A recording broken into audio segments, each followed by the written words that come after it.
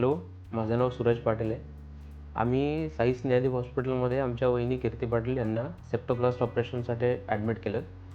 Admit केल्यानंतर सकाळी 1 तासाभरामध्ये आमची पूर्ण प्रोसिजर होऊन त्यांनी आम्हाला आमचं जे रूम होते त्याच्यामध्ये अलॉटमेंट दिली. ट्रीटमेंट स्टार्ट झाली. त्यानंतर थोड्या वेळातच डॉक्टर अशोक गर्जे जे आमचे ऑपरेशन करणारे डॉक्टर होते, यांनी येऊन प्रायमरी स्टेप्स होत्या त्या कंप्लीट केल्या आणि सांगितल्याप्रमाणे आम्हाला जी वेळ दिली होती ती दुपारी 2 वाजेची होती ऑपरेशनची. त्यांनी ऑपरेशन थिएटरमध्ये नेल्यानंतर बाय द वे ऑपरेशन थिएटरमध्ये नेताना जे मावशी, मामा आहेत त्यांनी एकदम प्रॉपरली कोऑपरेट केलं. आमचा जो वॉर्ड होता तो 1 फ्लोअरला होता आणि ऑपरेशन फ्लोअर 3rd फ्लोअरला होता. सो त्यांनी एकदम प्रॉपरली कुठलीही धासधूस न करता एकदम प्रॉपरली आमच्या पेशंटला हँडल करून ऑपरेशन थिएटरमध्ये पोहोचवलं.